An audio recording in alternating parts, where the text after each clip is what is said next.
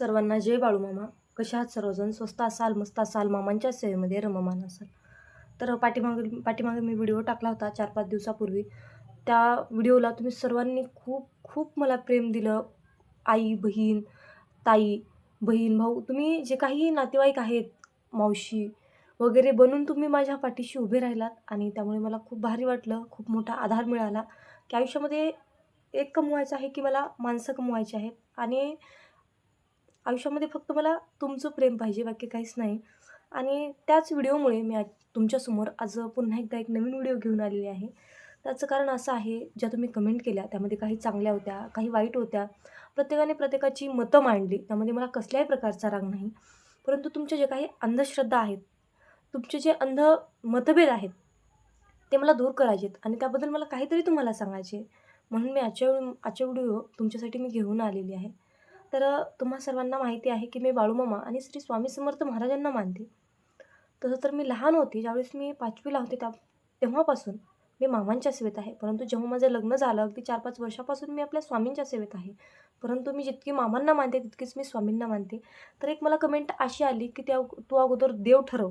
तू स्वामींना मानतेस का मामांना मानतेस? जोपर्यंत तू कुठलाही एक देव ठरवत नाहीस, तोपर्यंत तुझा हा आजार पूर्णपणे बरा होणार नाही, अशी मला कमेंट आली. तर त्या कमेंटला मला हेच उत्तर द्यायचं आहे, की बाळूमामा आणि स्वामी हे वेगळे कुणीही नाहीत. हे दोन्ही एकच देव आहेत. हे दोन्ही ब्रह्मांडाचे नायक आहेत, चालक आहेत, मालक आहेत. देवाने त्या युगामध्ये अवतार बदललेले आहेत. बाकी काहीच नाही. जसं आजच्या कलियुगामध्ये श्री स्वामी समर्थ महाराजांच्या रूपामध्ये जशी गुरुमाऊली आहेत, तसंच देवाने प्रत्येक कलियुगामध्ये अवतार हा बदललेला आहे. म्हणून स्वामी आणि बाळूमामा हे दोन्ही एकच देवता आहेत. माणसांनी जसे देवाचे भाग केले, तसे माणसांनी माणसाचे सुद्धा भाग केले. हा तुझ्या जातीचा देव, तो माझ्या जातीचा देव. असं काहीच नाही. आपण एका मातीत जन्माला आलो आहोत. तर तुम्ही देवामध्ये भाग पाडू नका. या गोष्टीचं मला खूप वाईट वाटतं. म्हणून बाळूमामा आणि हे स्वामी एकच आहेत. दुसरी कमेंट अशी आहे, की ताई, देव वगैरे, बाळूमामा वगैरे हे कुठले कोण नाहीत. तुम्ही चांगले शिकलेले आहात, सवरलेले आहात. तर तुम्ही विज्ञानावर विश्वास ठेवा. तुम्ही सायन्सवर विश्वास ठेवा, असं त्यांचं म्हणणं आहे. तर एक कमेंट अशी आहे, मी तुम्हाला दाखवते. स्क्रीनवर तुम्हाला ही कमेंट दिसत असेल. तर यांनी यांच्या आयुष्यामधला एक अनुभव सांगितलेला आहे, की हे जे कोणी भक्त आहे त्यांचं नाव घेणं उचित वाटत नाही मला. परंतु हे भक्त बाळूमामांचे कट्टर भक्त होते आणि यांनी मामांवर खूप विश्वास ठेवून त्यांचा मुलगा आजारी होता म्हणून त्यांनी मामांच्या वाऱ्या केल्या आणि मामांच्या वाऱ्या करूनसुद्धा मामांच्या वाऱ्या चालू असतानासुद्धा त्यांचा मुलगा हा एक्सपायर झाला. तो देवाघरी गेला. म्हणून त्यांचा देवावरचा विश्वास हा उडाला, तुटला असं म्हणायला हरकत नाही. तर अर्थात तुम्हाला सांगायचं झालं तर साहजिक आहे, की देवावर विश्वास ठेवला आणि आपल्यासोबत एवढा मोठा अपघात झाला. तर साहजिक आहे, की माझ्यासारखंच तुम्हाला माहिती आहे, की देवावरचा विश्वास तुटणं थोडंसं साहजिक आहे. मन बिघडणं, मन विचलित होणं साहजिक आहे. परंतु तुम्हाला सांगते, जे आपल्या नशिबात आहे हे कधीच चुकत नाही. आजचं उद्या का असेना घडत असतं. परंतु हे जे कोणी दादा आहेत, त्यांना मला एकच सांगायचं आहे, की ज्यावेळेस माझ्या वडिलांना डॉक्टरांनी फक्त 8 दिवसाचं आयुष्य दिलं होतं, त्यावेळेस मी श्री स्वामी समर्थ महाराजांच्या आणि श्री संत सद्गुरू बाळूमामांच्या चरणावर पाया पडून, डोकं टेकवून त्यांना 1.5 वर्षाचं आयुष्य मी स्वतः मागून घेतलेलं होतं. हा माझ्या आयुष्यातला छोटासा अनुभव आहे. 1.5 वर्ष मी अगदी ठामपणे माझ्या स्वामींना आणि मामांना एकदम निरोगी आयुष्य मी मागून घेतलं होतं. फक्त 1.5 वर्ष मी आयुष्य मागितलं आणि 1.5 वर्ष माझ्या स्वामींनी, मामांनी त्यांना आयुष्य दिलं. त्यानंतर ते देवाघरी गेले. एवढी आपल्या मामांची ताकद आहे, तेवढा विश्वास तुम्ही ठेवा. असं म्हणजे मनाला वाईट वाटणं हे साहजिक आहे. त्याच्यानंतर आणखीन दुसरी कमेंट अशी आहे, की कोणता बाळूमामा? कोणत्या देवाच्या वगैरे नादाला लागू नका. कोण बाळूमामा? कुठला बाळूमामा? चांगल्या डॉक्टरांना वगैरे दाखवा. असं ह्यांचं म्हणणं आहे, की ज्यांना अध्यात्मच माहीत नाही, ज्यांना अध्यात्माचा गोडवा काय आहे, हा माहितीच नाही. ज्यांना फक्त विज्ञानाची माहिती आहे, ज्यांना फक्त विज्ञान समजतं, त्यांना अध्यात्म काय समजणार आहे? त्यामुळे याही गोष्टीचं मला काही वाईट वाटलेलं नाही. कारण मी लहानपणापासूनच अध्यात्मामध्ये वाढलेली आहे आणि जेव्हा मी शिकली, मोठी झाली, त्यावेळेस मला हे विज्ञान समजलं. म्हणून मी मुळात अध्यात्म मानते, त्यानंतर विज्ञान तर त्यासोबतच आहेत. परंतु एक गोष्ट लक्षात ठेवा बघा, जिथे विज्ञान संपतं तिथे अध्यात्म चालू होतो. हा सगळ्यात मोठा मंत्र आहे. ज्यावेळेस आपण डॉक्टरकडे जातो आणि काही एक सीरियस गोष्ट असते, पेशंट असतो, त्यावेळी डॉक्टर म्हणतात, की आमचा हात आणि तुमचा देवावरचा विश्वास म्हणजे बघा तिथं अध्यात्म येतंच. म्हणून तुम्ही डायरेक्ट असं देवावरचा विश्वास उडाल्यासारखं दाखवू नका. त्यामुळे खूप वेगळं वाटतं.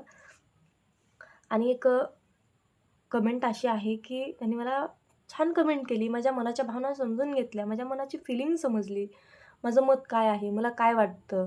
आणि त्यांनी तेच या कमेंटमध्ये व्यक्त केलं. जसं आपली आई, बहीण, भाऊ, आपली मावशी, आपलं कोणीतरी आपल्या अंतःकरणातला माणूस ह्या भावना समजतं. अगदी त्याचप्रमाणे या भावना त्यांनी इथे व्यक्त केल्यात. त्यामुळे सुद्धा मला खूप भारी वाटलं. बघा ही कमेंट अशी आहे, की "ताई तू मानसिक आजारी आहेस. तुला एकटापणा जाणवतो. जे लोक तुझ्या जवळचे आहेत, त्यांना आपलंसं कर. जे झालं, ते पुरेसं झालं. त्यानंतर तू धार्मिक पुस्तके वाच, मंत्र जप, वैद्यकीय समस्या असेल, तर त्यानुसार तो उपचार कर. आयुर्वेदिक सल्ला घ्या आणि तुमची भक्ती ही सुरळीत चालू ठेवा." म्हणजे बघा यांच्या मनामध्ये जे माझं आहे तेच यांचं आहे. म्हणजे जिथं माझं अध्यात्म जागतं, तिथंच विज्ञानसुद्धा जागतं. अगदी त्यांचंसुद्धा तसंच आहे. तुम्ही शास्त्रावर विश्वास ठेवा, अध्यात्मावर विश्वास ठेवा आणि विज्ञानावर सुद्धा विश्वास ठेवा आणि भक्ती तर तुमची चालूच ठेवा, असं यांचं म्हणणं आहे. मानसिक आजारी असणं म्हणजे मनाला ताण, तणाव, विचार असणं म्हणजे एक याचं कारण असं आहे, की आयुष्यामध्ये वडील नाहीत, या गोष्टीची सर्वात मोठी खंत आहे. वडील नाहीत. कारण वडील जर असते, तर जास्त विचार करण्याची वेळ आली नसती आणि म्हणून याच एकाच गोष्टीचा एकटेपणा जाणवतो. कारण आयुष्यामध्ये कितीही गर्दी झाली, कितीही सर्वांनी सपोर्ट केला, सर्वांनी प्रेम दिलं, सर्वांनी जवळ केलं, सर्वांनी माया दिली, तरी एक जागा आयुष्यामध्ये नेहमीच रिकामी राहील. माझ्या मनाची खळगी मी जिवंत असेपर्यंत कधीच भरणार नाही. एवढं हे मात्र 100% सत्य आहे. का तर आयुष्यामध्ये वडील असते, तर पाठीमागे एक देव असल्यासारखं वाटलं असतं.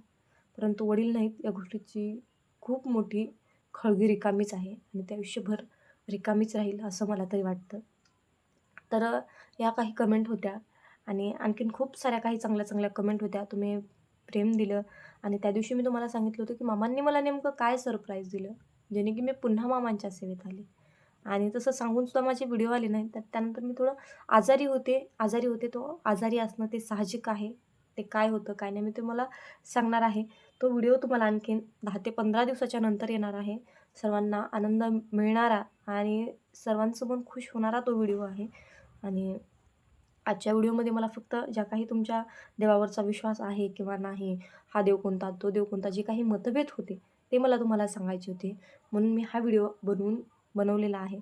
तर हा व्हिडिओ तुम्हाला कसा वाटला कमेंट करून नक्की सांगा. व्हिडिओ आवडल्यास शेअर करा आणि आपले बाळूमामांचे भक्तिमय संदेश पाहण्यासाठी आपल्या चॅनलला सबस्क्राईब करा आणि आपले हे व्हिडिओ शेअर करून जास्तीत जास्त म्हणजे घराघरामध्ये आपल्याला मामांचा सेवेकरी घडवायचा आहे.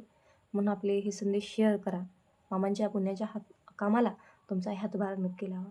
मग बोला, बोला बाळूमामांच्या नावानं चांगलं, अलसिद्धनाथांच्या नावानं चांगलं. श्री स्वामी समर्थ.